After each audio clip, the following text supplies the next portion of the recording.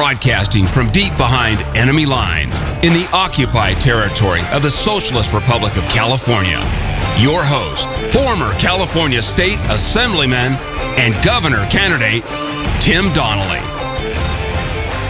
Hey, in case I forget to do it later, I want to say happy Thanksgiving to everyone out there. I want to tell you how grateful I am that you are a listener to the Radio Free California Network. And, you know, we're going to do a couple things a little bit different here today, but we're going to start out the same way. Politics. Donald Trump rises to 38% now. He's almost to 40. He was as high midweek as 43%. And, you know, I don't know what to call this, but the Trump phenomenon, everybody, the mainstream media keeps saying, there's no way he can win. Everyone has a plan for how Donald Trump is going to be taken out. We've talked relentlessly about Donald Trump with Carla Marinucci, who back when she was at the San Francisco Chronicle, the first time she came on, she said, yeah, I don't think, I don't know what we should do with this guy. I don't know if as the media, should we treat him as a serious candidate or should we ignore him and not give him all that credit? She was very honest about it. And it didn't matter what the media did. Nobody ignored him. They ignored him at their peril because then they lost clicks and eyeballs, which is how they make their money. They make their money by people actually viewing the stories online now.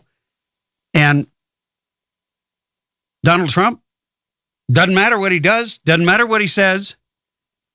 He is the candidate of the disenfranchised. He's the candidate of the ticked off coalition. He is the candidate of the silent majority who are sick and tired of political correctness. And you know, there's a headline out today that political correctness, just political correctness, is putting New York City at greater risk of a terrorist attack. Think about that. Because you're afraid to speak the truth, because people are afraid to speak up, because they've been inculcated, they've been brainwashed, they've been pushed down and cornered and told you're not going to use certain words, you're going to be inclusive, you're going to be tolerant.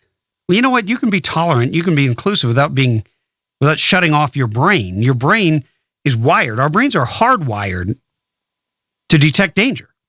They're hardwired to pick up clues about things that could threaten us. That is something that's been going on since the beginning of mankind. And political correctness shuts down that part of the brain because you're more worried about offending people and about using the wrong words. And believe me, if you use the wrong words, you could wind up out of a job. There's a story I brought up yesterday. I actually didn't talk about it on air, but we'll talk about it today. There was a cheerleader in Massachusetts who sent a tweet.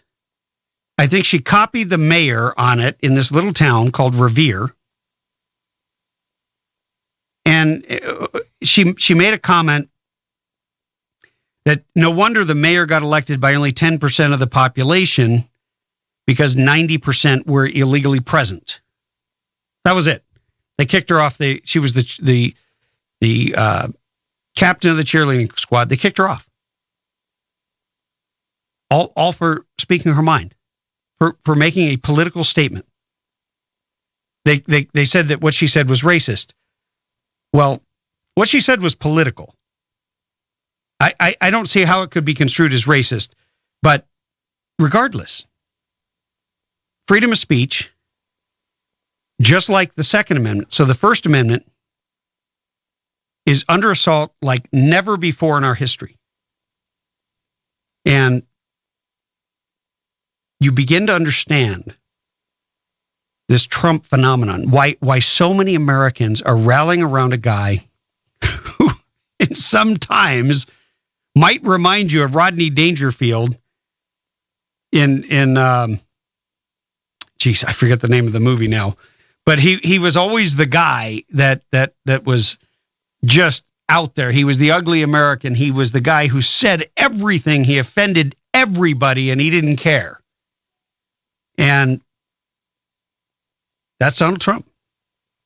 He is, but Donald Trump has much more of a purpose here. I mean, he's being diabolically clever sometimes. He is certainly outfoxing his opponents in a huge way. But most of what I would give credit for is the fact that he does speak on controversial issues. He takes a clear position. Now, when you take a clear, strong position as a political candidate, you're going to do two things. One, you're going to alienate a certain percentage of the people, and you understand that. That's a political calculus you make. But on the flip side, you're going to excite and motivate a certain percentage of the people. Hopefully, that equation balances in your favor. But it was funny. I was on the phone earlier today with someone who is a Muslim immigrant to this country. And you'd think, given the way the media portrays everything, that she would more than likely be a Democrat, but she said she's voting for Trump. And so many other people from all walks of life, all backgrounds. And one of the reasons she raised was the fact that she worked in the IT sector and she lost her job to somebody who was one of these HB1 visa holders who will work for a third of what Americans make. And there's just something morally wrong about that. Where you can just bring in people, you have a government program, next thing you know, you're out of a job and they're doing the work you did for a fraction of the cost. And part of the reason that they can do that is because they have been let in from a third world country where they're willing to live a very different lifestyle than you are. And I think a great point was raised, I believe it was by Ted Cruz, when we start giving HB1 visas to journalists, when we start giving HB1 visas to politicians, just think for a second, if you were running for Congress or you were running for state assembly or Senate or city council or school board, and just before the election, they bring in a whole bunch of people who've been let into the country, they break all the rules and let them run for office against you. They're willing to work for a third of the salary. They're willing to live in ungodly conditions, and they can promise whatever they want to promise. They don't have to abide by any of the rules, including the money, so they could have somebody finance their campaign. They don't have to qualify. They don't have to have any residency requirements. They can do whatever the hell they want, and they beat you. If that happened, you would have the HB1 visa program canceled after one election cycle, because all the politicians who are happy to let it happen to you in your field would be really ticked off if it threatened their comfy lifestyle and comfy job. Let me tell you. That's right. I'm supposed to be getting in the Thanksgiving mood here. I'm working on it. Hey, 323-746-TALK is our number. It's open line today. So call in on any topic that you want at any time. And you know what? We'll take your call. Be right back. So I want to remind you that we will be doing a best of tomorrow for Thanksgiving, but Friday we're going to have a live show, and it's going to be different. We're going to have musical guest Mimi Page, and when you hear her music, you will be transformed. That's all I can tell you, and I will tell you my whole story when she is here in studio, live and in person. But right now, we're going to go back to politics. And I just can't get over. So I didn't even tell you. So Trump is now up to 38%. Last week, he was at 36%. This is the Reuters 5-day tracking poll. And it really, the media keeps trying to take him out, and it keeps backfiring. And I believe it's backfiring because so many people are so disenfranchised, disenchanted, angry, ticked off at politicians because politicians suck. They say they're going to do something, and then they don't do it because, once they get there, it's all about being liked. It's all about being in the club, in the clique, in the country club. And there's all these really smart people who come around you and they seduce you intellectually. And they tell you, well, you are really special. There's only been 3,488 people who've ever held seats in the California legislature, and you're now one of them. You're like in a special fraternity or sorority, whatever. And you want to have a career because you're obviously so intelligent. So here, let's map out a pathway for you. And they work on all those details. And pretty soon, in order to have a pathway to a political future and a career for yourself, all you got to do is give up your principles. Yeah, all that stuff you were talking about on the campaign trail, that's really nice. But here in the real world, under the dome, we have to be pragmatic. We got to put the campaign speeches and rhetoric aside, and it's time to be adults and get to the business of governing. That's how they talk. And what they do is they talk your representative right out of representing you. And this isn't anything new. This has been going on for decades, since the beginning of politics, really. But see, we have more tools to hold them accountable. We actually have a way to keep an eye on them. We can spread information very quickly. Videos can be spread very quickly. It's easy to track votes now. And all you have to do when somebody votes wrong is create a meme. You send the meme out, it goes viral, 1 million people see it, and pretty soon that guy's in trouble. But the politicians right now, the political candidates that are doing the best, Trump, not a politician. Senator Ted Cruz is, but I'd say he's much more of a patriot than a politician because he's willing to piss off his colleagues to do the right thing. He doesn't care about being liked by the Washington establishment. He is running an anti-establishment campaign. Now, you might say he's way behind because he's 26 points behind Trump. Trump's at 38. You've got Cruz back at 12%. But you know what?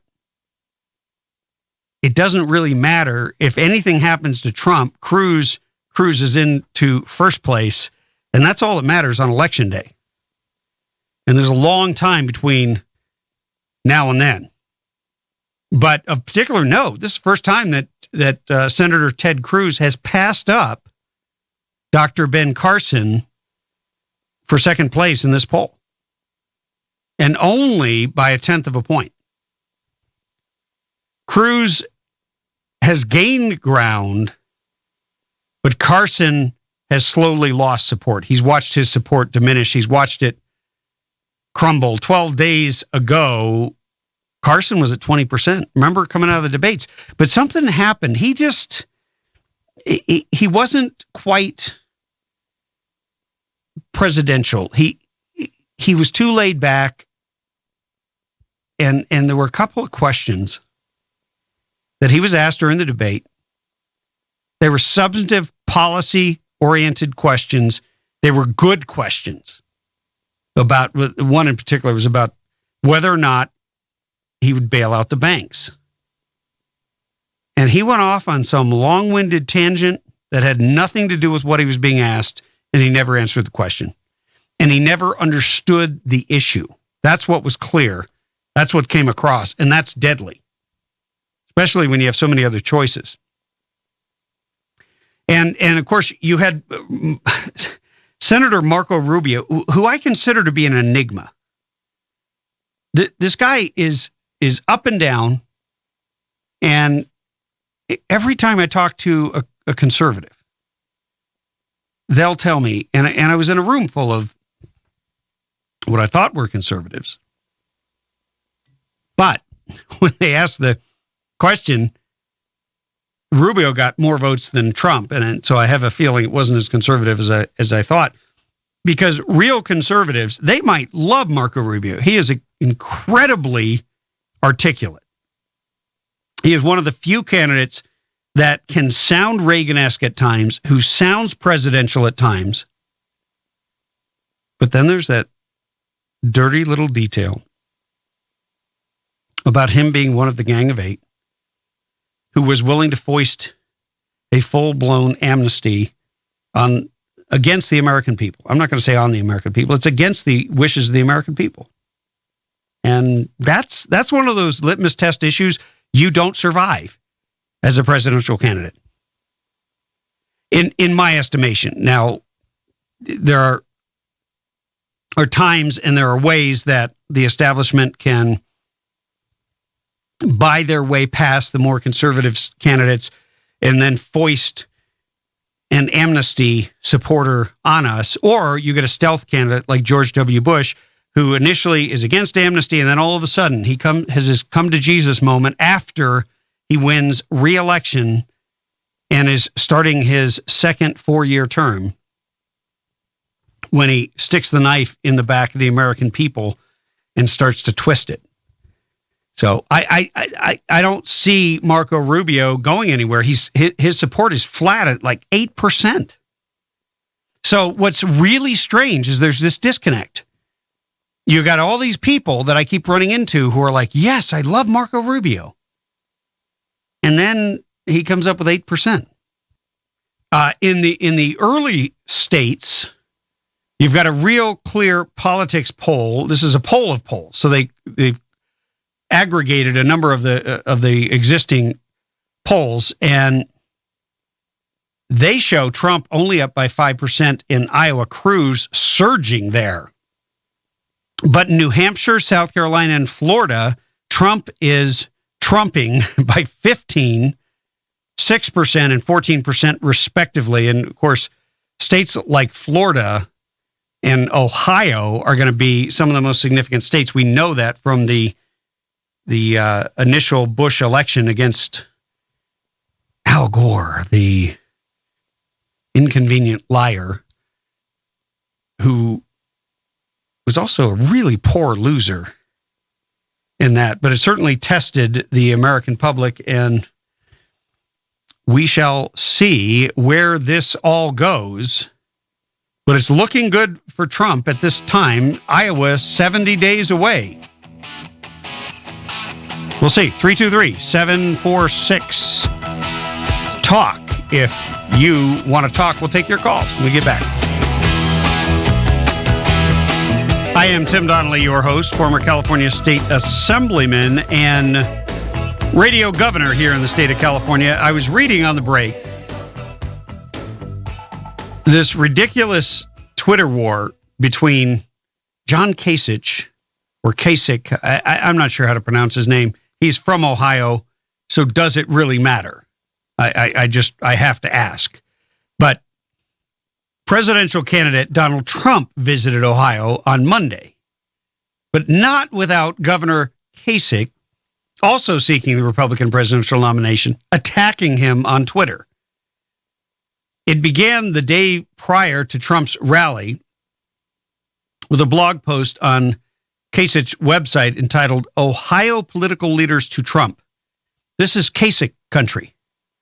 And he began tweeting out all the endorsements he had from the Ohio GOP establishment class and copied Donald Trump on them, which is really childish, but I don't know what he thinks he's going to accomplish. Most people could care less about endorsements. They might matter to people in Ohio, maybe, but endorsements are not going to make the difference between picking John Kasich over Donald Trump. because the people who are going to vote for Trump are certain type of people who have had it. They've had enough. They hate anything to do or anything that smells like the political establishment. And there's nothing more odorous than the endorsement of establishment politicians. Here's one from Ohio Attorney General and Auditor of State, Betty D. Montgomery. Ohio is a richly diverse state that seeks balance in its politics. As an American, Donald Trump embarrasses me. As an Ohioan, I don't believe he can nor should win an election in the must-win state of Ohio. What did she just say? We want some mealy-mouthed, Me Too establishment hack is what she really wants. She calls that balance and diversity. I think we've had enough balance and diversity in this country, especially if you think Obama is balance and diversity, because he is anything but balanced. He is the most unbalanced president I have ever witnessed. He kilters so far to the left. He is such an extremist that he's even losing his left-wing supporters because he can't seem to be able to give a speech or find his voice.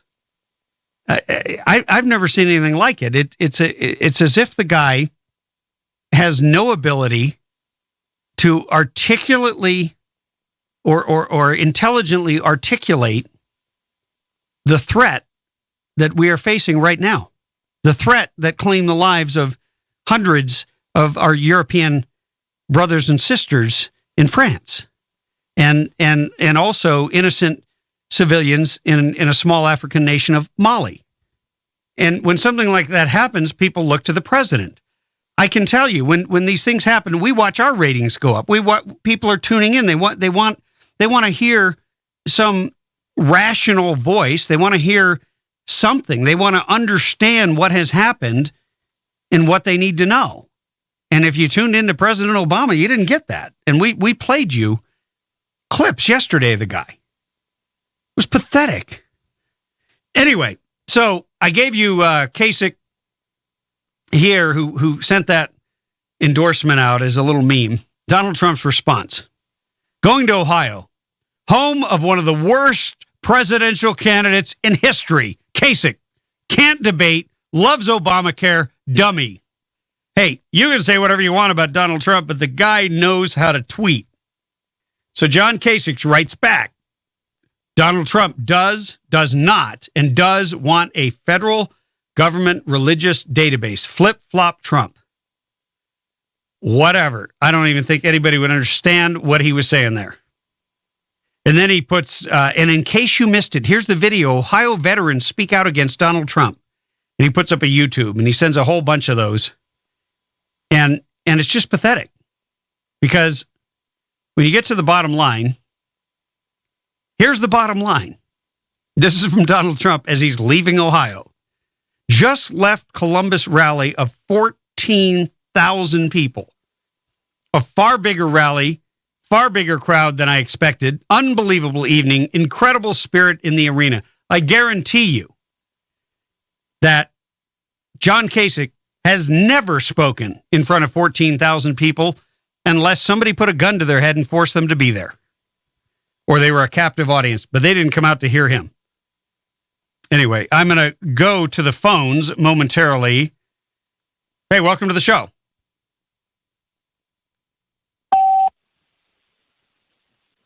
Yeah, welcome to the show. I guess you're talking to me. Can you hear me? Yeah. I made a mistake. I pushed a button and knocked you out momentarily, but you're back. I've been knocked out before.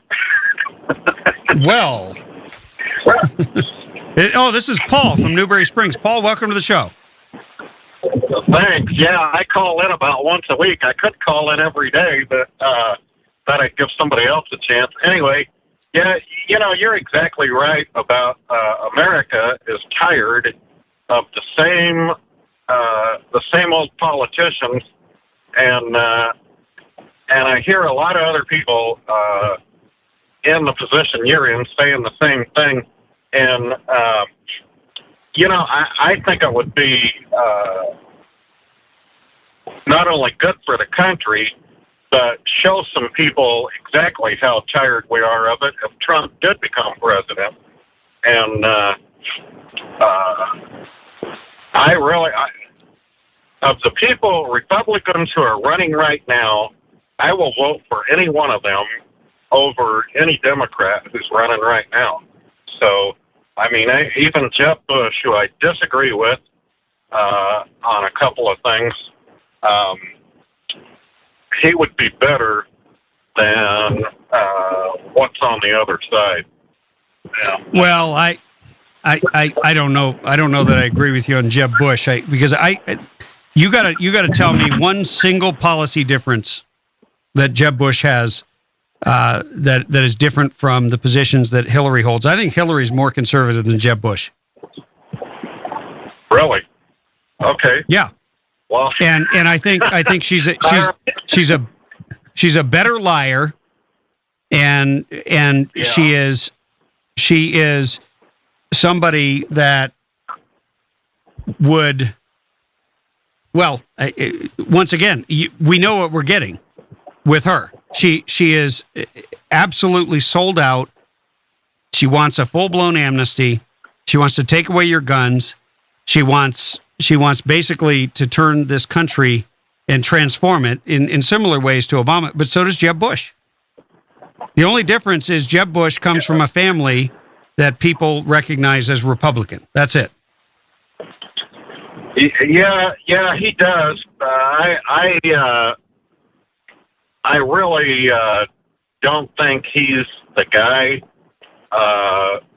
His brother has tremendous respect from the military and did all kinds of things personally for and with the military that nobody knows anything about. I've seen pictures and I've heard testimony, but here's the thing, and I have respect for Jeb Bush, George W., even though I disagree with him on some serious policy stuff. But he was a commander-in-chief. We played the clip yesterday of his 9/11 Bullhorn speech, where he had a moment and he hit it out of the park. It was the most perfect execution you could expect, because he didn't foam at the mouth and start talking about slaughtering people, even though that's how most of us felt in that moment. He brought us together. He said, the rest of the world is going to hear you. And the people who did this, I forget what he said, but it was perfect. And he talked about us being on one knee in prayer for our country. And see, Obama will never talk about being in prayer because he doesn't even know who to pray to. No. And he couldn't even I don't think he could fake it well either, Paul. Well, here's one for you. Obama's approval rating by military, active duty military, is 7%. Wow. I don't think I've ever heard of any commander-in-chief that low. But to your point, earlier about Trump, I want to be on record saying that not only do I think he can win the Republican nomination, but I think he can and very could likely be the next president of the United States. That'd be fine with me. I mean, I several weeks ago when I called in, I told you people don't know his history. He has negotiated with more heads of state than almost, I would be willing to say, maybe more than Obama. Yeah, but I guarantee you he has not negotiated with more heads of state than Obama has gone to golf courses. That's true, yes. Well, and I was going to call in yesterday. I know time's running quick, but I just wanted to point out one thing that I was going to call in yesterday for is Sunday was the 52nd anniversary of the assassination of John Kennedy. That's right, November 22nd. It used to be. Yes, and it used to be that there was always something on the front page of most large newspapers, and there was nothing. There was one thing on Facebook that I saw by about 10 o'clock in the morning, and it reminded me of that old saying, is that those folks who forget history tend to repeat history. Well, I'd be okay with another John F. Kennedy, because John F. Kennedy would not be a Democrat. He would be kicked out of the Democrat Party. He'd be a Republican, and he was a very articulate man who loved this country, served this country, and you know what? We could do a whole lot worse. But I am out of time, as you state. Paul, thanks for the call. You have a happy Thanksgiving, and make sure that you are tuned in on Friday. Absolutely, yes. You got it. We're going to take a quick break. 323-746-TALK is our number. We will take more of your calls when we return.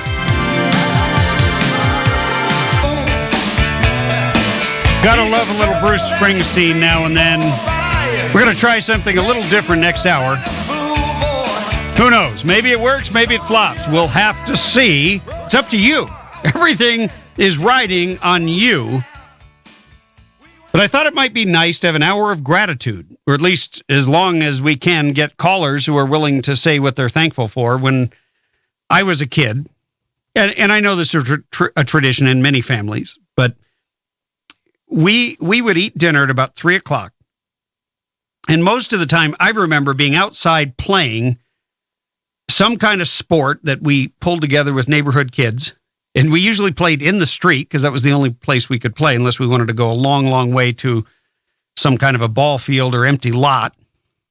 And it just, you know, the people always stopped, and it was never an issue. Nobody ever got hit by a car or anything. We lived in a nice little residential, Leave It to Beaver type neighborhood. And I had, as many of you may know, I have a picture right in front of me, 13 siblings. So I'm one of 14 total, if you include me. So 14 kids, 2 adults, so 16 people in our little 4-bedroom house. A 4-bedroom is a big house to a lot of people, but not if you got to divide it by 14 kids. At any rate, we would sit around this huge table, and it wasn't really a table. It was, my dad had got these sort of table stands, kind of like what you would put a big piece of glass over. And he got 2 or 3 of them, put them together, and then put a big, huge piece of plexiglass over it, and that became our table. Of course, there was a tablecloth so that it looked decent. But that was it. That was the only thing that could get us all around a table. And we would say a prayer, and then we go around the table saying what we're grateful for. And I think it would be kind of cool if you indulge me, if you would call in starting at the 4, right after we come back from the top of the hour break. So about 4:06, 4:07. And just say what you're grateful for. Why not? 323-746-TALK. We spend a lot of time talking about what we're angry about, especially on this show, especially about politics. We spend a great deal of time opining, criticizing, tearing down, and that is completely and absolutely appropriate. But I do think that in order to maintain your sanity, in order to maintain a proper attitude, and to actually in some way be happy, we have to have an attitude of gratitude. We have to take a moment to say thank you. And of course, that is what we do on the Thanksgiving holiday. It was sparked initially by the Pilgrims sitting down with the Indians. Yeah, I know that's so politically incorrect because nowadays nobody should be invading anyone's personal space. If you are of another race, if you have a different tint to your skin. You're supposed to have some grievance. You're not allowed to be happy, not allowed to be content and grateful. I think one of the greatest ways that we can combat this chronic crybaby victimization attitude that is being spread throughout our educational establishments, that is being spawned everywhere, it seems, in the media and the culture, is living well. That's the best revenge. Living well, being happy. So, Hour of Gratitude coming up, 323-746-TALK. If you're grateful.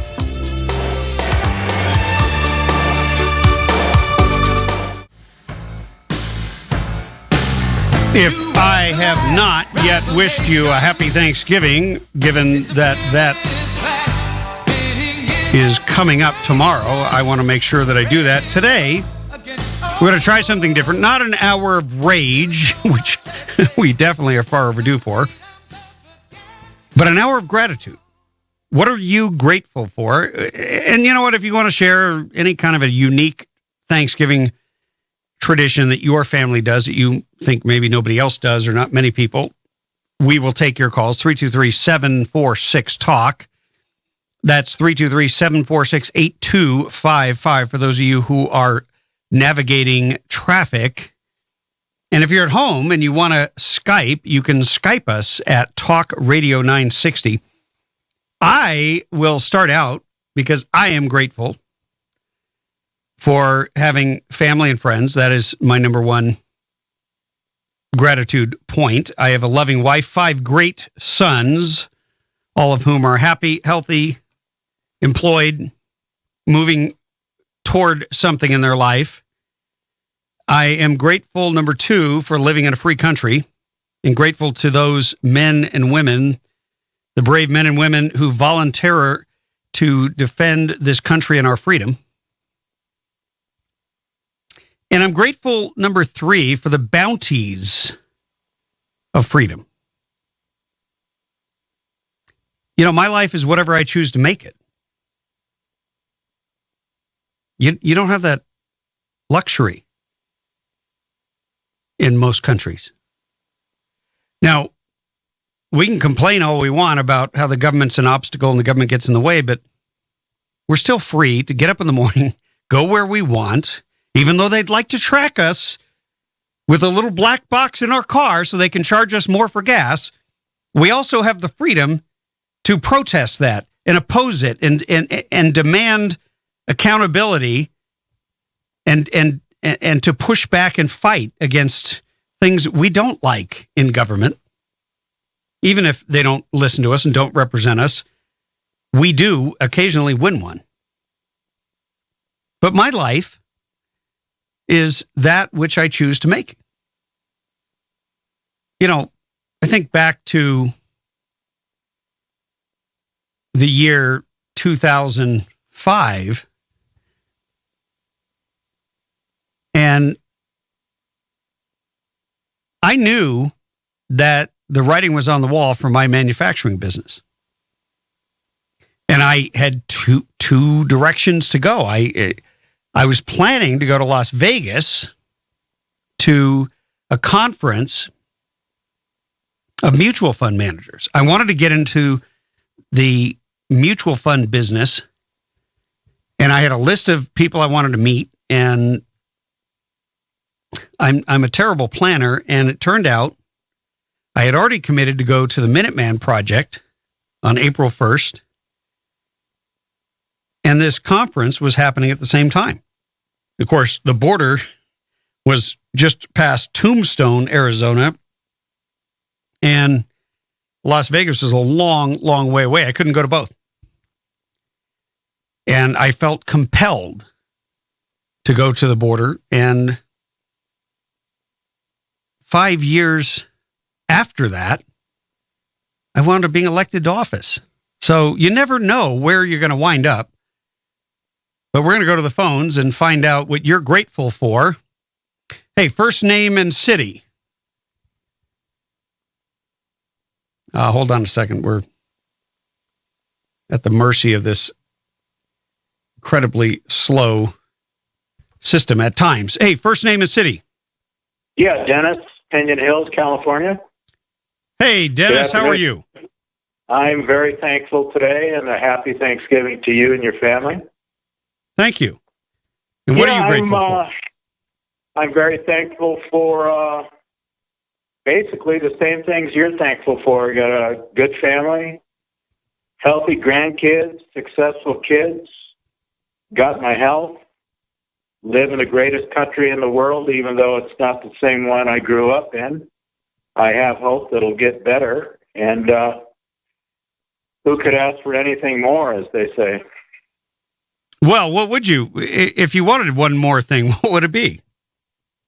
I'd like to get a man in as president that really cares about the country and our welfare, and somebody with some integrity. It just seems like that word integrity is a long lost art, and that's all I want. Well, Dennis, that is a great list, and it is a great want. I have to admit, I'm probably a little more selfish. I was thinking of a brand new 1911 45.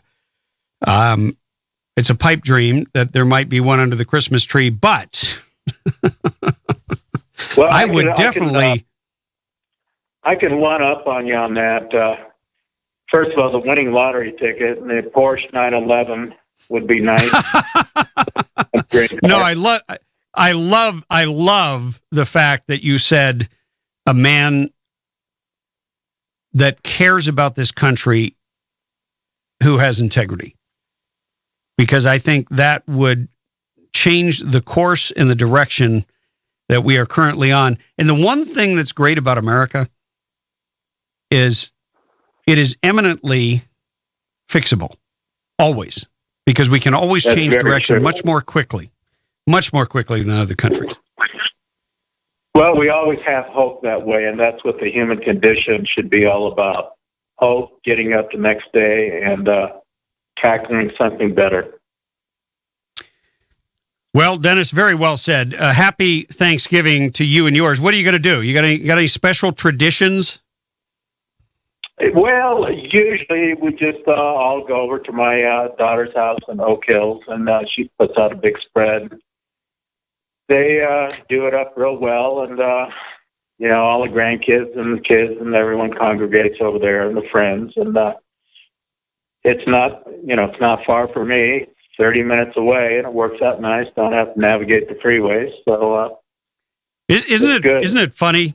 There's always somebody in the family who is sort of the locust, somebody who pulls everybody together, who loves entertaining, and everybody loves gathering at their house.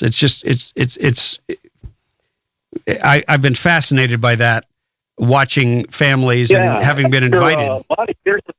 After a lot of years in a row of her doing it, I volunteered a few times to have it at my house, but for some reason, it hasn't worked out, and they just kind of take on the burden. It doesn't seem like a burden for them, but I know it is a lot of work. Well, maybe maybe they're worried about how you would cook, Dennis. I don't think so. I'm a good cook. I've had lots of practice. Oh, really? Okay. Well, I love to cook, but only certain things. I wouldn't know what to do with a turkey. Actually, I have cooked a turkey in that frying thing. When you have that propane thing in a huge pan and oil. Oh my God, those are amazing. Fryer, yeah. That can be dangerous too if you don't watch out. You fill it up with peanut oil and you got the thing boiling, and outside usually in the wind blowing. I've been a couple of places where people have done that. My sister used to do that, and but it tastes good as long as you don't overcook it. It wouldn't be any fun if it wasn't dangerous. That's all I gotta say. Really. Hey, have a happy Thanksgiving, Dennis, and we will talk to you sometime in the future. Thanks, Tim. Bye. God bless you and Godspeed. Thanks for calling in. And by the way, we're going to take more of your calls when we get back from this short break. So hang on the line. Don't go anywhere. Hey, welcome back. This is the hour of Gratitude. Yeah, I know. You expected me to say something different, but you know what? We don't take enough time to be grateful in this country, and we have a holiday set aside for it. We're going to go to the phones and find out what you're grateful for. Hey, welcome to the show. Give me your first name and city, please. Hi, Tim. This is Dan from Hesperia. Happy Thanksgiving. Same to you, Dan. How are you? I'm very, very good. I'm feeling very thankful and loved right now. I'm thankful for my parents who bore me and raised me and gave me a great middle-class foundation so that I could achieve the dreams of my life, which I have. I thought for a second you said my parents who bore me. Well, they do that as well. They do tend to drone on and on and on. But you love them. I'm grateful that my mother never considered ending her pregnancy, and naturally, you know how I feel about that. Tim, I'm also very thankful for our Lord and Savior in heaven and the love and guidance that he gives to me and all of us. I'm thankful for the most gorgeous wife any man could have ever wanted, and the most loving wife of 25 years. My 3 beautiful children who excel academically and athletically. And Tim, I'm thankful for the Tim Donnelly, the man who educates us, the man who fights for us, the man who teaches us, and the man who has the courage to do all these things. These are the things that I'm thankful for this Thanksgiving, Tim. Well, Dan, that's a great list. I am honored to be listed on it, and it sounds like you, as many Americans, have taken stock and thought about what it is special in your life. Let me ask you this. What do you do on Thanksgiving? What do you go to somebody else's house? I mean, do you guys have any special traditions? Well, like yourself, Tim, I married a woman from outside the country, and we went through the immigration process, and she got her green card, and finally, about 7 years ago, she became a U.S. citizen. And in her country, of Mexico, they celebrate Thanksgiving to a small degree, maybe some tamales, maybe some special... Wait a minute, you putting turkey in those tamales?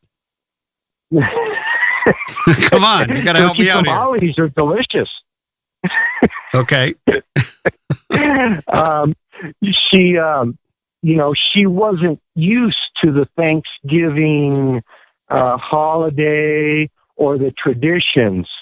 And I'll admit, maybe the first year or two, she might have undercooked or overcooked the turkey or some of the fixings. But after about 3 years, she got the hang of it, Tim. And now she makes the most beautiful Thanksgiving spread. She's already started cooking for tomorrow. She'll have everything you can think of. And every year I tell her, honey, I think you finally got it right. And so we all eat until we're just about as stuffed as the old turkey, Tim. And well, there you go. I would like to try one of those turkey tamales. I want to correct the record, though. Unlike you, my wife did not come from. I did not have to help her work through any paperwork. She was born in Hawaii as an American citizen. She was born in the same hospital that Barack Obama supposedly was born in. My wife was born, I believe, a month prior to our current president in Queens Hospital in Honolulu. Oh no, it's okay. A lot of people. Well, no, I'm sorry. A lot of people think that because. I'm not sorry your wife was born. I'm sorry that Obama was. Hey, you know what? I want to say something. We have survived all kinds of politicians. We have survived good presidents and we have survived bad presidents. We have survived wars and famine and depression in this country.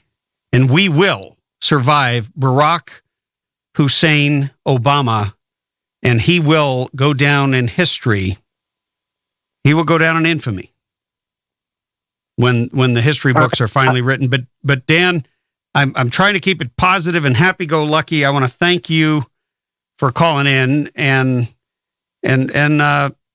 thanks for including me on your list. I'm honored. Well, let me add one final thing before I go, Tim. Go for it. I'm thankful that Barack Hussein Obama is in his final year in office as well. Yeah, and let's end it. Yeah, you and millions of Americans. Dan, happy Thanksgiving to you and yours. And we will continue with more of your calls. 323-746-TALK. I have to admit, I'm a little surprised. I knew if I held an hour of rage that we would get tons of callers. But an hour of gratitude.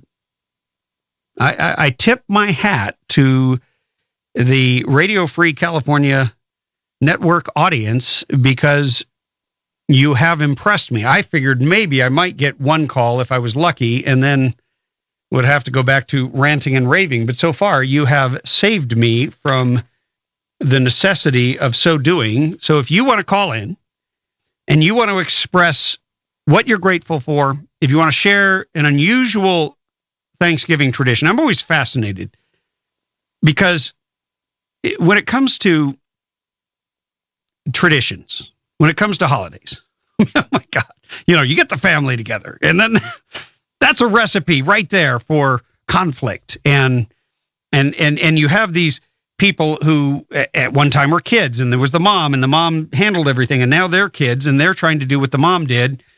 And one of them takes over. There's always one that takes over. And then there's the dad figure, whether it's the actual dad or it's a new, son-in-law, it's a husband, and they basically take over. And so in our house, we have a son who he should be a chef somewhere. He's been a reality TV star. He is really, really a brilliant kid, but he can cook like nobody's business. And so he and my wife basically handle everything. And now I believe my wife is working. So he will essentially cook the Thanksgiving with a little help. I will be helping with the turkey in the fryer. I love putting it in that thing. It's just so cool. The only thing I got to tell you, you can't trust. I used to think the first time I put it in, I thought the oil had to boil. But here's the thing. You need one of those thermostats. Without it, you're dead. Because you'll be sitting there heating it up. You'll have no idea when to put it in, no idea what temperature, and you have to absolutely control it with that. And that is the absolute key. Temperature and time. And you can have a turkey that is so delectable, so perfect, that literally it makes your mouth water for the second piece. And I have never had anything like it. I never liked turkey cooked the traditional way. Never did. Just, I always had to cover it in salt and everything else. Yeah. Run out the clock on me while I'm just talking about that. Anyway, we'll take more of your calls when we come back. 323-746-TALK.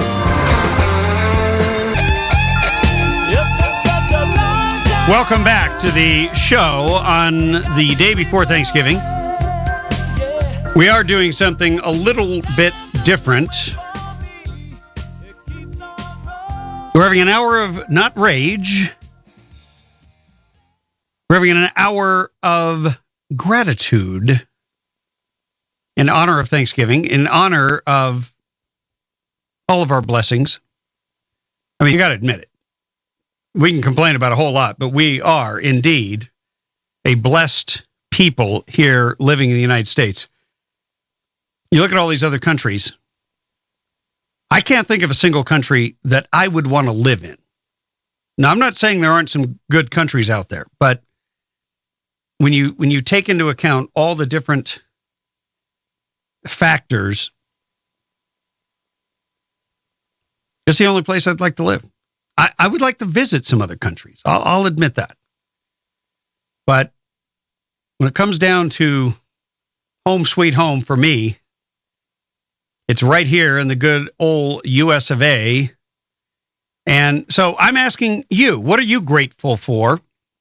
I gave my list: family, friends, living in a free country, and the bounties of freedom. I get to choose my own destiny. And the government tries to derail me. They throw obstacles in our paths. We either go around them, go over them, or blow them up. That's just what we do. But I want to know what you're grateful for. I want to know if you have an unusual Thanksgiving tradition that you want to share. 323-746-TALK. We're taking a short break from politics, ranting and raving, which I can get back to. If nobody wants to call in and be grateful, I will move on and find something to opine about. But the number again is 323-746-8255 if you want to call in. But if you have Skype, you can just Skype us. It makes for a nice, clear, clean connection. You would make Sean McNeil, our chief engineer, very, very happy if you Skyped in. Talk Radio 960 is the Skype address. And we, by the way, Friday, I know you're going to be off gallivanting around the mall. You're going to be camping out, trying to get the next iPhone, or at Walmart so you can get trampled getting a big screen TV. I really ought to do that because we need a new TV. I don't know if you were listening the other day when I was talking about what we have in our bedroom. We have one of those really old TVs. We had a VCR. I couldn't get it to work. I broke the thing. I mean, how many of you guys have done that? Your wife saying, "Oh, be careful, you might break it," and you're going to break it. It's just you're just trying all the options before you finally get frustrated and break the damn thing. That's exactly what I did. And then I wanted to take it outside with a sledgehammer, but I restrained myself. But you find out that things that you thought were indispensable. I even looked up online what it would cost to get another VCR. And one of my kids was like, "Why? Why would you buy one?" And I thought, wow. Then my wife pointed out that we could just stream movies, and they're free from the cable company. They have a listing and selection of free movies, which are fine with me. Some of them are older movies or movies I've never seen. We watched a good one the other night. Didn't need a VCR. Didn't have that thing cluttering up, taking up space, collecting dust. And so it has occurred to me, if we could get rid of the old VCR, maybe, just maybe, we could get one of those new flat screen TVs, which I'm sure would be a lot brighter and have a lot more picture options. Maybe we'd be able to see it. I can't even read. Of course, that's a vision issue, but it's a small screen, and it's a box. And it's funny because I used to do work with Panasonic, who made most of your television sets, those big, huge, monolithic black boxes. When they had a box and a huge, they were heavy as all get out. They made them right there in Mexico. And I used to go there and service their factory. And so maybe I should go camp out, and I bet I could fit a pretty big flat screen TV in that same, it's kind of like an armoire TV cabinet. But Oh, and Sean McNeil just texted me, VCR and tube TV, with all due respect, this is 2015. Am I getting dissed by the chief engineer here? Is that what's happening? I am. Hello? I am. Hello? Oh, you figured out how to work the technology? Yes, I figured out. I did. I've just been quiet. Right. But come on, a VCR and a tube TV set? Hey, I broke the VCR, okay? Okay. Well, let me tell you that it's a good thing you did. That TV you should have broke is a it dust 15 collector. years ago. Yeah, well, I don't even. well. You know what? My son doesn't even know what a VCR is. Wow, and he's pretty technologically savvy, Yes, so he that's is. saying a lot. All right, now you're on the spot. What are you grateful for? Well, oh goodness. Well, it's been a difficult year, of course, but certainly difficult always. I mean, grateful always for family and friends, and grateful for freedom, and well, just grateful for people that can help keep that going. You know, keep our way of life going here. So, are you guys going to do anything special for Thanksgiving? We're going to eat turkey and stuff ourselves, and that's about it, really. Like we do every year. And who is the cook in the house? The wife will do the cooking. I don't cook at all. Yeah, you're good with wires and and all things technological, but not you're staying out of the kitchen, huh? I'd rather work on your VCR than cook. Let's put it that way. Well, that thing is in pieces now. It is in pieces. Good. There is no hope. It will never be resurrected. I got to tell you that. But who knows? Have you ever heard of a digital video recorder?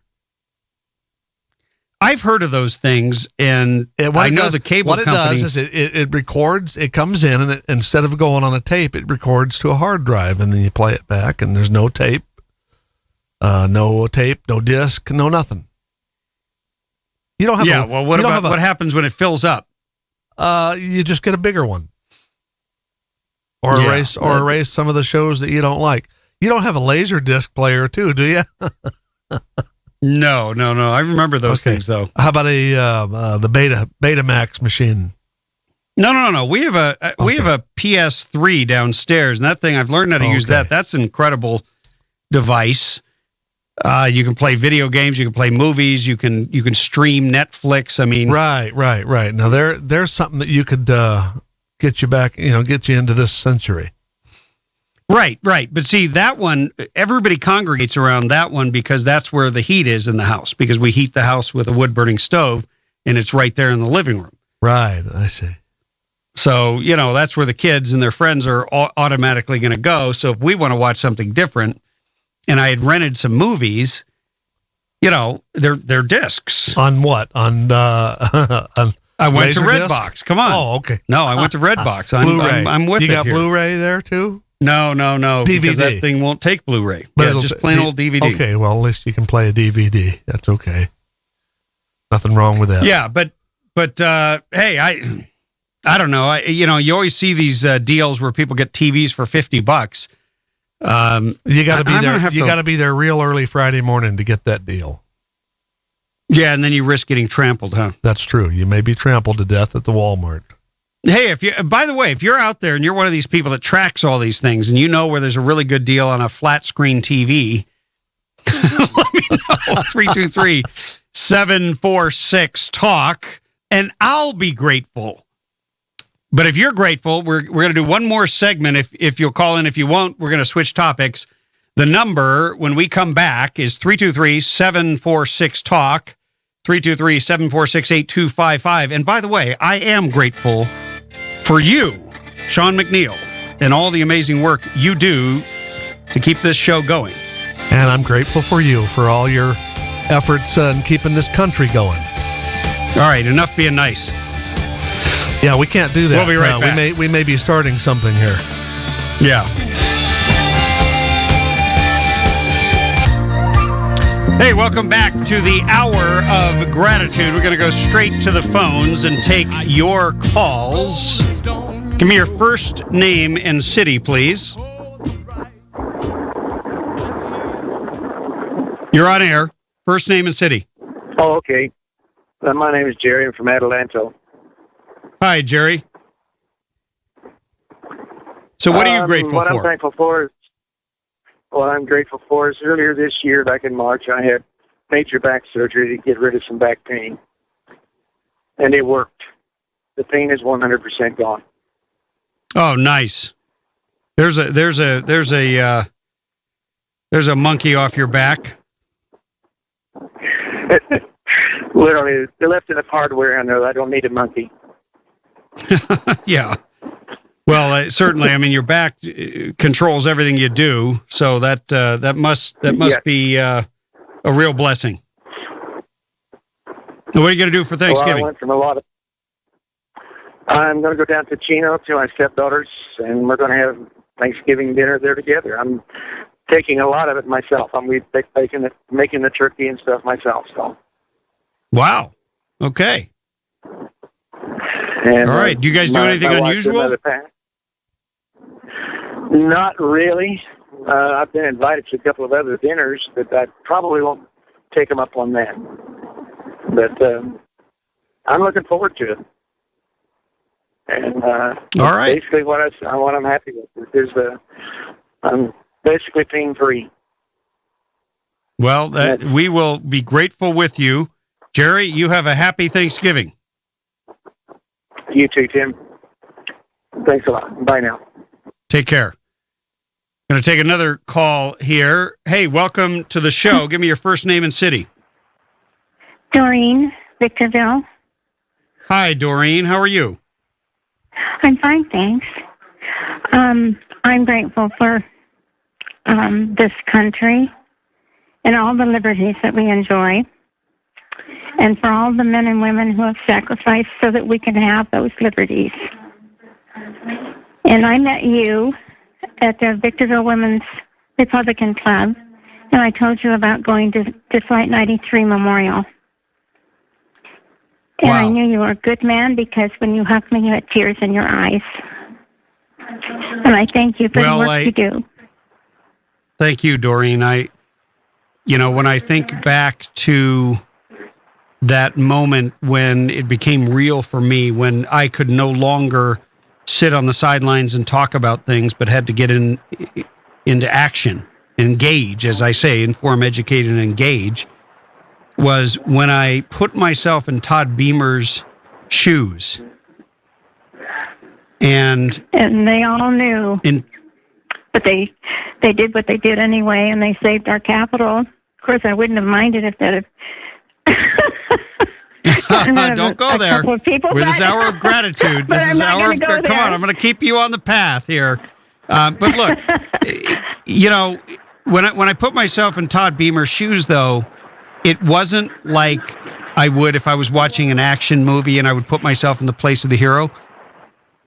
I remember thinking to myself, would I have the guts and the courage to do what he did, or would I sit there and cower and surround my family and try to protect them and not do anything? And I didn't know how to answer that question, but I knew that it was a calling for me to figure that out and step up and have the backs of those who are now in harm's way.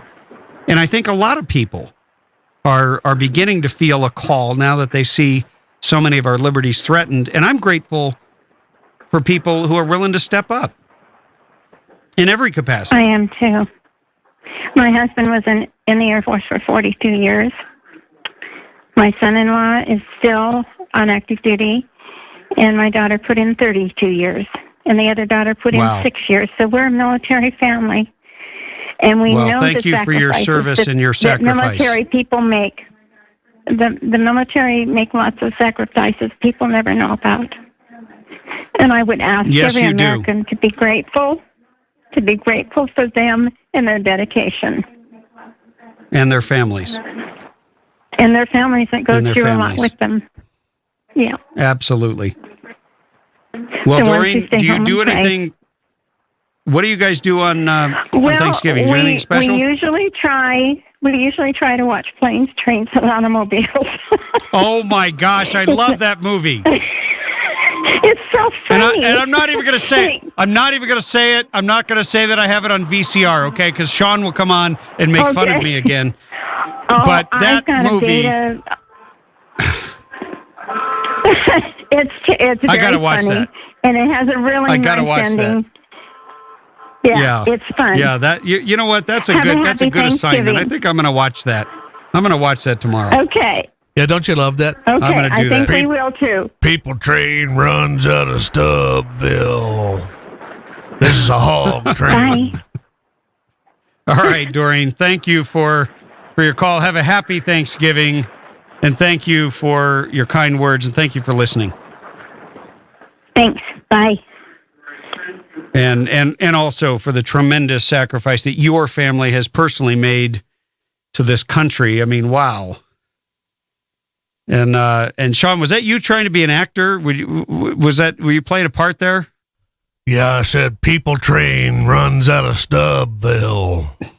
Because remember, they were in Wichita, Kansas. They were trying to get on a train, and the guy was. That's right. The owner of the hotel was to drive them to the train station in Wichita, and the guy says, "That ain't the train station you want to go to, lesson you're a hog." Oh yeah, I forgot that part. Yeah, well, it's a funny movie. Well, you know what? Hey, everybody can quote lines out of movies. Like I always quote Shooter, where he says, "Yeah, I'm just a peckerwood up in the hills with too many guns." And of course, I've modified that now. I'm a peckerwood up in the hills without enough guns. I need a 45 1911, by the way. And that will be available through the CMP program. No, I know. I'm not sure I can wait that long, but anyway, but I've never heard anyone quote that particular line in a movie, Sean, so that's a gift there that you have. We'll keep it in reserve. I can quote many lines from many different movies, but they're not on VCR or VHS. Yeah. Well, that was our VHS player. It is now gone along with the VCR. Well, we can be grateful. It was one of those combo units, and I told my kid, I said, I want to get one of those combos that has all three on a TV. And they just looked at me like I was completely insane. It's called TiVo. All right. We'll go kicking and screaming into the 21st century. Final hour coming up for the Tim Donnelly Show. Stay tuned. The Radio Free California Network, and I am still your host, Tim Donnelly, former California State Assemblyman and radio governor here in the state of California. We're going to start out with something a little bit lighthearted. If you've been following today's show, we just had the Hour of Gratitude, and I'm grateful that people actually called in and filled it up. And we were talking to Doreen out of Victorville, and she mentioned Planes, Trains, and Automobiles, which is one of my favorite movies. Haven't seen it in a while. Perfect time to watch it, so we're going to watch it. But we're going to play you a little clip. There you go. Are you Gus's son? I'm Owen. I'm to drive you to Wichita to catch a train? Yeah, we'd appreciate it. Train don't run out of Wichita. Unless you're a hog or a cattle.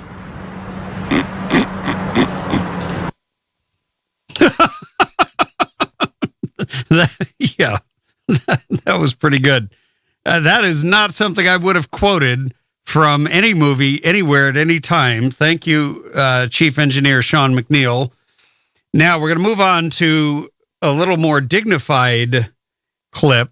One of my favorite people in the political spectrum, even today, is the inimitable Peggy Noonan, who was a speechwriter for Ronald Reagan. She was an extraordinary speechwriter. She understood the moment, knew how to capture it, knew what to say, what not to say. She fought vigorously for her lines within speeches, such as "tear down this wall."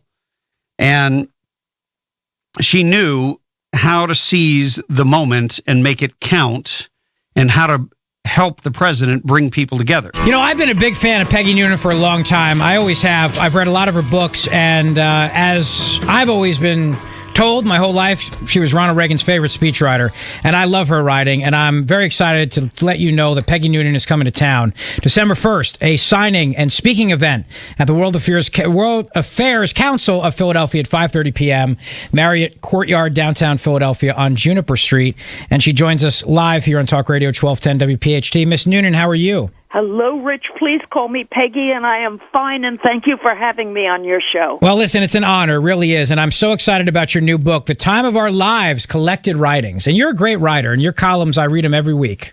Oh, I am so happy to hear that, and this book consists of a bunch of those columns, but many essays and commentaries and things I've written over the years in other venues, too. Wonderful. So let's talk, if I could, what do you think is the inspiration for your political writing? Where does it come from? Oh, that's where does a writer's inspiration come from?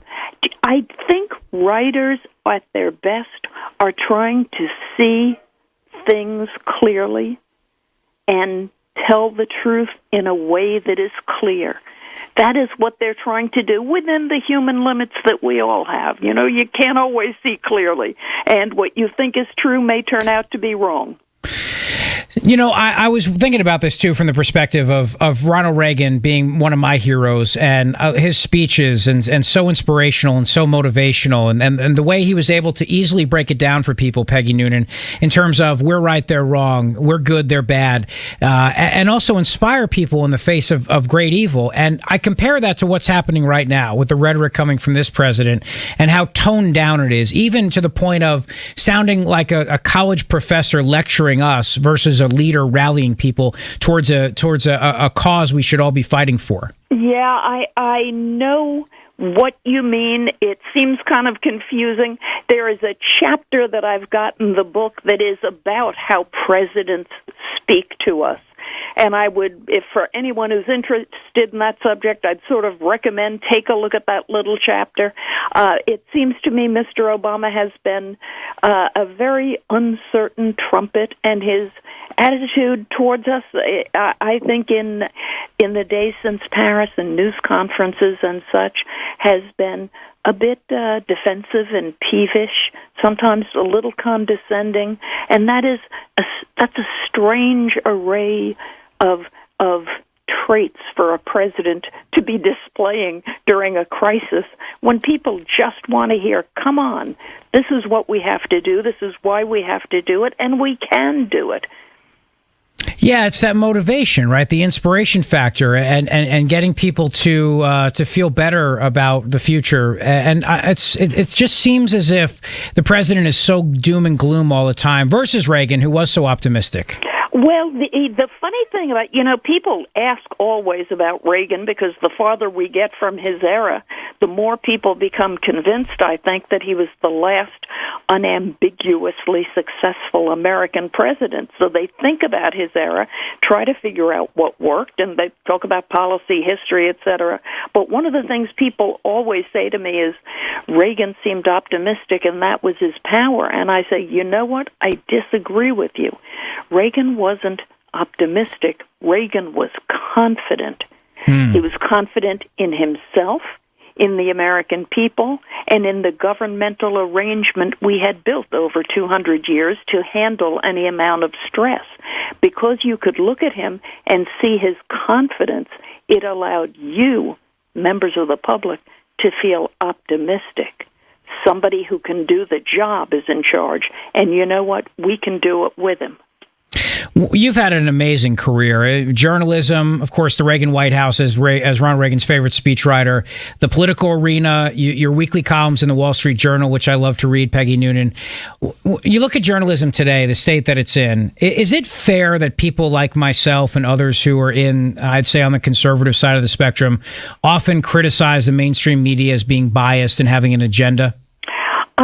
I'll tell you, this is one of the things I'm very interested in, and as you know, I write about it a great deal in the book. The other day, I was asked by the fellows who run Real Clear Politics, what would be the best thing for journalists to do right now to help turn around their reputation as not fair-minded, throw the ball straight down the middle people, but as people who are functioning, sometimes it seems, as operatives for a political party or view. I said as an answer, what they all should do is wear a bracelet that says, what would Tim Russert do? Tim Russert was a great journalist. He was fun. He made news fun. He was an equal opportunity griller. And at the same time, his whole background in politics was Democratic politics, worked for Mario Cuomo.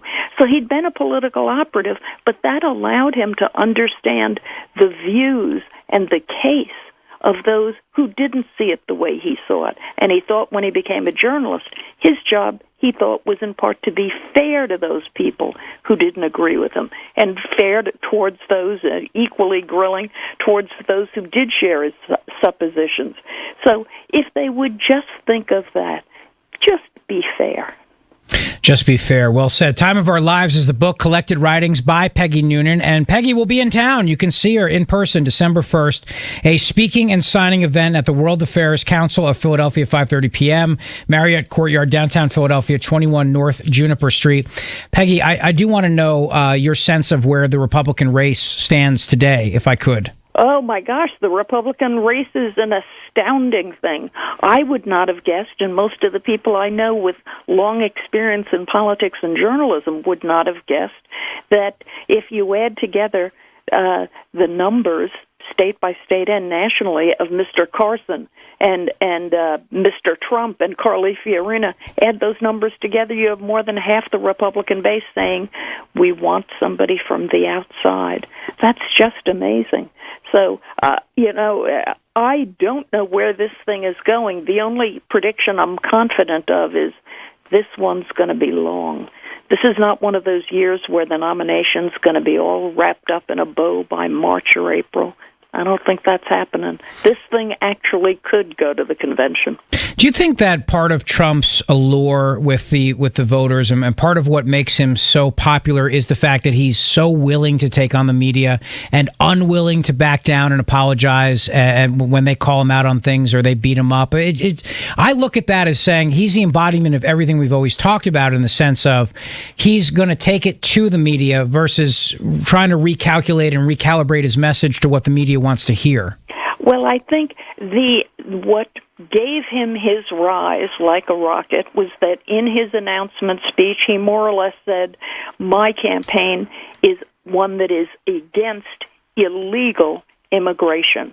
And that hit a nerve on the Republican side, because base Republicans are against illegal as opposed to legal immigration, but they know the elites and establishments and big figures of their party are not so against it.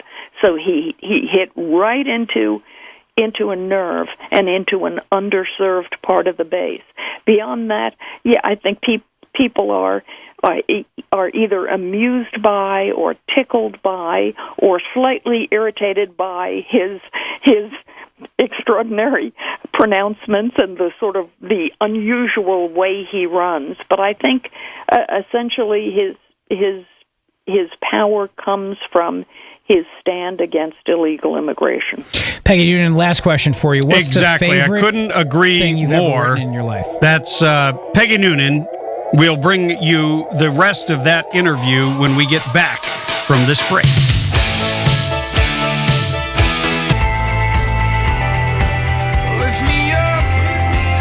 Hey, welcome back to the show. This is Tim Donnelly, your host. And we're going to rejoin Peggy Noonan, who is being interviewed in Philadelphia. Peggy Noonan, last question for you. What's the favorite thing you've ever written in your life? Oh, boy, you are a killer. All right, let's narrow it down. What's your favorite? I've written 9 books. All right, what's your favorite speech you ever wrote for President Reagan? How about that? You know what? A sentence just came to my mind. There is an essay about sex scandals and how to handle them in the book, and it contains the sentence, people wonder about the purpose of establishments. That is the purpose of establishments. That sentence meant and means a great deal to me. It's about how establishments can help people who deserve it come back into public life. Interesting. Well, there's a lot to take from this book. The Time of Our Lives. Peggy Noonan, thank you so much for joining me here in Philadelphia. We look forward to seeing you on December 1st at the World Affairs Council of Philadelphia for your book signing and speaking event at 5:30 p.m. Thank you, Peggy. Thank you, sir, very much. All right, we'll talk to you again. 855. I would love to get her on air. We're going to have to make that one of our goals here at the Radio Free California Network. And by the way, we had a little bit of a technical issue there for a few minutes. So if you were trying to call in, and I noticed there were a couple of people trying to call in, we will take your calls. If you want to call in and be grateful, we had the hour of gratitude, but we don't have to limit it to an hour. So call back and we will bring you on the air. But meanwhile, there were a number of interesting stories today that were not necessarily political. And one of the stories that really struck me was a story about, an actor that everybody sort of loves. He's been one of the most successful movie actors in the world. And yes, I'm talking about none other than Will Smith. And there's a great article in Hollywood Reporter about him. And, oftentimes we will bring you guests that are actors. We've done that. As a matter of fact, last week we had a character actor, Basil Hoffman, and previous to that, Morgan Brittany. We've had Nick Searcy and many others. And I don't think we'll ever be able to land Will Smith, but he talks about his success, and I think you'll find it rather fascinating, and I'll bring you a little bit of it. I don't know if we'll be able to pull this clip in, but I just want you to get this. This is a guy that was doing rap. He'd become very good at what he did. But what motivated him, and I'm always curious what motivates people. He had a 15-year-old girlfriend who cheated on him. His 15-year-old girlfriend cheated on him, and that motivated him to become the best at everything he did so that nobody would cheat on him. I mean, what? Very few people, I think, could tell you what really motivated them. Then he and his best friend, his best friend was a DJ. So he was the rapper, his friend was the DJ. They put out this album. It was really cool and got to the top of the charts. His friend had gone to college, become a lawyer, came back and was Will Smith's lawyer and agent, I believe. And they sat down. He decided he wanted to move on from rap to acting. And so he sits down with his friend. He doesn't ask, hey, how do I get into acting? Who do I talk to? What do I have to do? Who knows who? There's a million people have had that conversation and it goes nowhere, especially if you're having that conversation over a beer. He literally sat down, made a plan to become the best actor in the world. That was his goal. And you could clearly argue at 47 years of age, he has achieved it. When he does a movie, he gets paid and it makes bank. Well, he analyzed all the successful movies. So this isn't just happenstance. He broke it down, he and his lawyer friend, and looked at the components that made up a great movie that was a blockbuster. And he determined that it had a number of components, including special effects. It had to have a love story. It had to have characters. Let me see if I can find that part. Hold on. Yeah, here it is. Special effects, creatures, and a love story. No, I just last night was falling asleep to Men in Black 2, I think. But think of it, Independence Day, all these big movies that he was in, Men in Black, Enemy of the State, iRobot. Think of I Am Legend. I mean, my kids love that movie. And it's about a guy and a dog, basically, and all these wild animals and special effects. And it was a huge hit. Carried largely because of him. He even says that he doesn't believe that his acting ability is anywhere near the top. He says he's a little bit above average. That's how he assesses himself. But he said, try and outwork me. So what I take from that, have a plan, execute the plan, work your ass off, have a little bit of vision. Who knows what you could become? Well, we're going to take a quick break, and we'll be right back with more of the Tim Donnelly Show.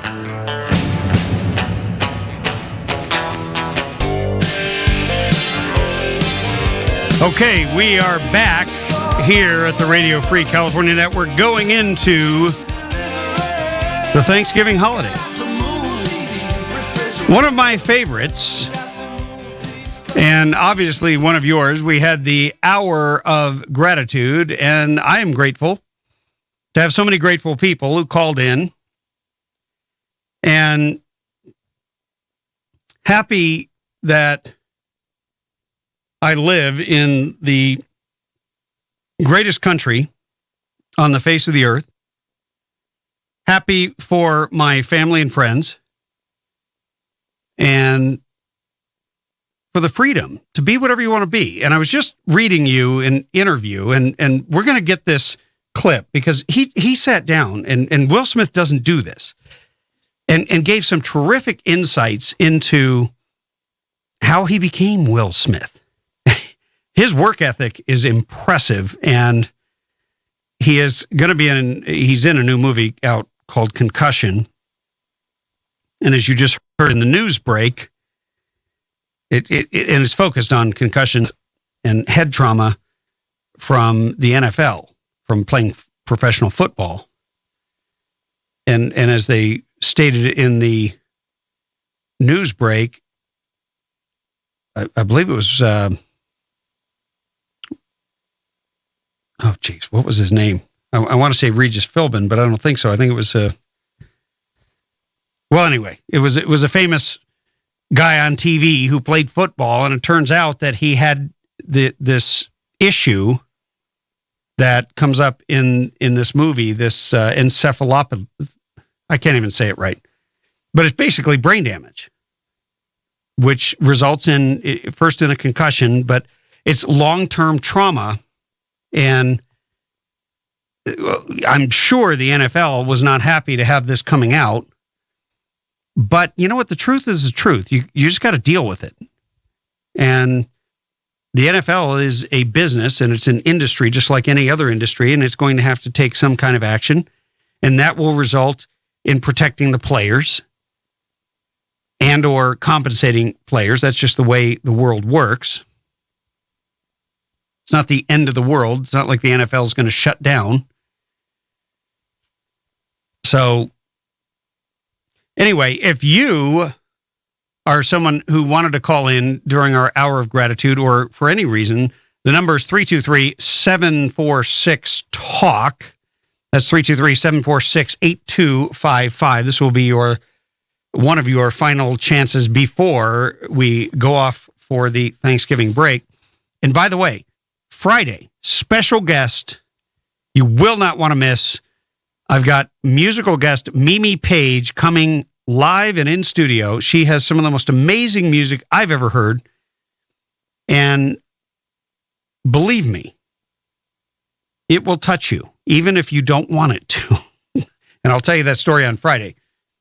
But for now, getting back to Will Smith, who sat down for a long interview and talked about all of his, how he went from being a rapper to an actor to really the best. When he got into his first gig, the Fresh Prince of Bel-Air, he had never acted. He had no training. He learned on the job. He literally walked on the set, sort of faked it till he maked it and worked really, really hard. He studied other people and watched how they were acting. Most of them were trained, so he benefited because he was a quick study. And that was it. It didn't, he knew he had a camera presence, but he didn't worry about it. And I think that's very instructive. So many people spend so much of their life worrying about what is the right path. Let me chart this path. Let me make everything perfect. And because they do that, they never actually make it anywhere. Because they get in their own way. They create artificial obstacles to just going out and doing it. You know, I look at my own life. I went from, being third oldest in a family of 14 kids. When I wanted to go to a college prep school, my family couldn't afford it. I went out and got a job. I paid for it. I worked. That wasn't easy. Everybody else was out gallivanting around having fun, and I was working. And yeah, there were times I was maybe resentful of that, but it was a course I chose. It was just my life. And the work ethic that I developed enabled me at points in my life to be successful. So I'm grateful for the obstacles and the struggles that made me who I am, because eventually I had a successful business in manufacturing for 20 years. And then one day I knew it was time for me to run for office. And I never would have made it without the fortitude and the inner strength that comes from a tremendous struggle that you have had in your life. And, I laugh because I don't think I ever expected to be a radio host. I never expected to be in politics, but here I am. Well, I'm not in politics anymore, technically. And I don't know what the future holds. But one thing I do know is I'm no longer afraid to try things. And, most of the time as you get older, you get more afraid. I'm less afraid. Who knows? Maybe I could be the next great actor. You never know. I know I have a lot of friends who are actors. I told them, hey, if you see a spot, put me in. I'll do it. Now, I may suck at it, but I'll go try it. And whatever I put myself to, I will work very hard. And I love learning from people like a Will Smith, like somebody who has come from nothing, made something of himself, become the absolute best in the world. That's the person to study. His habits, his methods, and his attitude. And I am absolutely, I've been a huge fan of Will Smith for a long, long time. I am very curious. He says he wants to get into politics. He says that he thinks that's what's next for him. I don't think he has any idea what going from acting where everybody loves you because you're good and you're a winner, and then going into politics where a whole lot of people are going to hate you. Two very different worlds. But you know what? If anybody could make it, that's the kind of guy who could, because he came from nothing. And he made his own way in a very difficult field in Hollywood.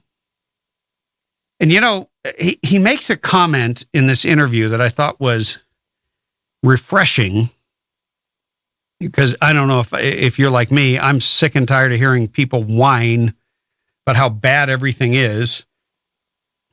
Let's see if I can find it. He says one of the things that after his girlfriend cheated on him when he was 15, he said, I made a pact with myself. I'd be the best in the world at everything.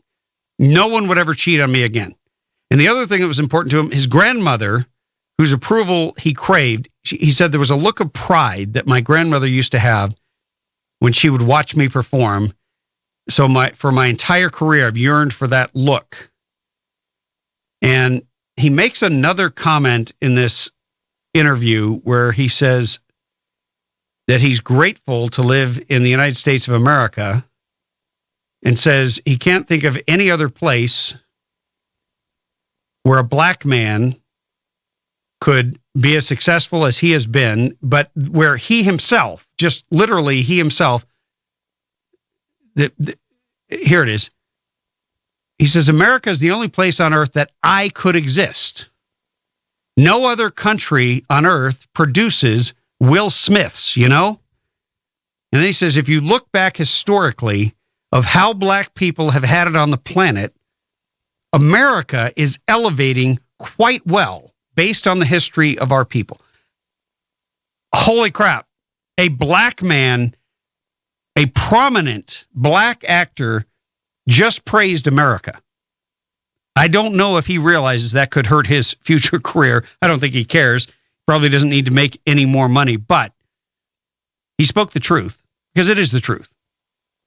He is one of the most successful and one of the greatest movie stars that we currently have in the world in every category, not just in the black awards or the Hispanic awards or whatever, but for all categories. And I think that's massively significant because Will Smith's the kind of guy who wants to bring people together, not divide them, not put a wedge between people. And so I wanted to share that. I just felt like it was a positive, uplifting story. And we're going to pull in the video or the audio, and we'll play more of it on Friday because I just think you're not going to want to miss hearing this side of Will Smith while we're in sort of non-political mode. We're going to take a quick break. If you want to get in with a final call on what you're grateful for or some unusual Thanksgiving tradition that you have in your family, we'll take your calls. 323-746-TALK. You know what the difference is between you and me? I make this look good. There's a great clip from MIB, Men in Black. That was Will Smith, a little tease before we play his interview on Friday. Got to go to the phones. John in North Carolina. John, how are you? I'm wonderful. How about yourself? I am excited and grateful and, I don't know, pretty good. Well, that's great. I just figured I'd chime in one last time before it's not the end of the year or anything, but tomorrow is Thanksgiving. And I had to go up and do that nasty deed of eating dinner because it's dinner time out here in the East Coast. So I missed 40, 45 minutes of the show. But, well, I am that's thankful unforgivable. I know, but I'm stuffed now. I do know that.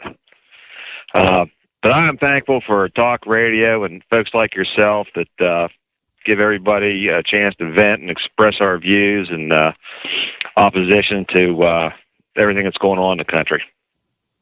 And I am particularly like all the other callers. I'm in with all that stuff that everybody's mentioned already. But the men and women before us in the military service, my dad was United States Marine Corps, World War II. My father-in-law was United States Marine Corps, Korea. I have a brother-in-law who was United States Marine Corps, Desert Storm. And I'm particularly fond of my women, being my mother-in-law, my mother, my two successful daughters, and one young corgi named Coco. So she's a pretty cool little dog. And we are breaking the family tradition of having dinner tomorrow. We're actually going out because my oldest one moved north and the youngest one moved to Raleigh, so she won't be home till Friday. So we're actually going to do our cooked dinner at the house here on Saturday. So the wife and I will be not doing dishes and cooking. We'll just be checking out one of the local restaurants for a change. Okay, I want to help you a little bit, John. I want to keep you out of trouble because you just said, I'm grateful for my women. You said my mother-in-law, my mother, my two successful daughters, and my corgi. I did not hear you say my wife. Oh, I thought I mentioned her first. No. No, I said I'm helping you out here, man, in case she's listening. Well, she's mealing around here with a dog, and I said I can't have the dog barking in the garage when I'm on the phone. So she knows she's number one because she's my partner in life. So there you go. You and I are both. You and I are both very blessed in that department. Thank you for correcting me. Yeah. Oh no. Sure. I mentioned my wife first in my whole grateful deal because First of all, I am. That's anyone who's been married. I've been married 22 years, and I know you've probably been married a few years longer than me. Yeah, 28. There you go. 29. There you go. Well, 29. I'm up 29. Wow. There you go. Yeah. Yep. Well, I'm right there with you on the gratitude for the women, gratitude for those who are serving in harm's way. Your family has a great tradition there of stepping up, by the way, and thank you for that.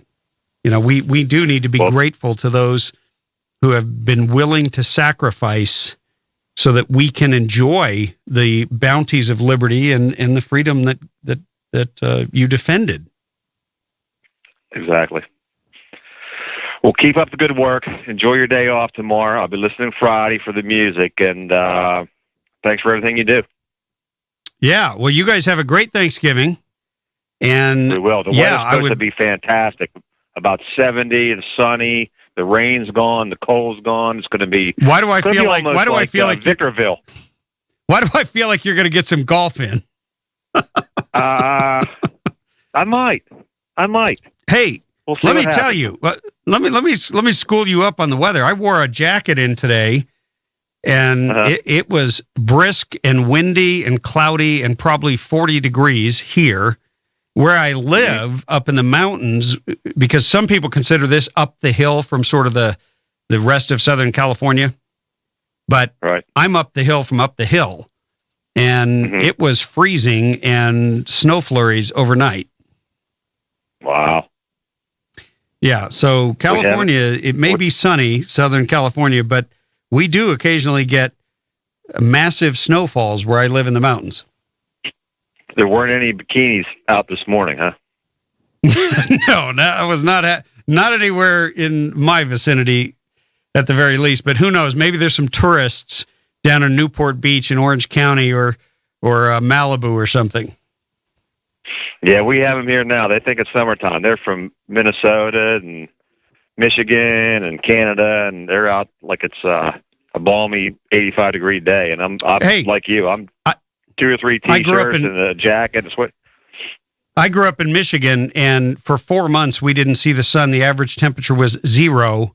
So you need to love on those people a little bit, because that's the only bright moments they're going to have for the next 3 months. Yeah, really, exactly. Anyway, have a good one, John. And we'll thank you the same. Take care. Godspeed. Keep up the good work. All right. You got it, buddy. Hey, we're just about out of time here, and I want to reiterate that I am grateful. I have a lot to be grateful for. I am blessed with a loving wife, 5 great sons. I live in a country, the greatest country on the face of the earth. I want to thank the men and women who put their lives in harm's way every day to defend our country and our freedom.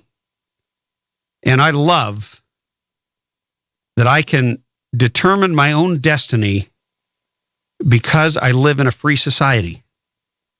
Not a perfect society and not a perfect country, but we can affect change and we can do something about it. I am blessed to be able to talk for a living, which not many people get to do that.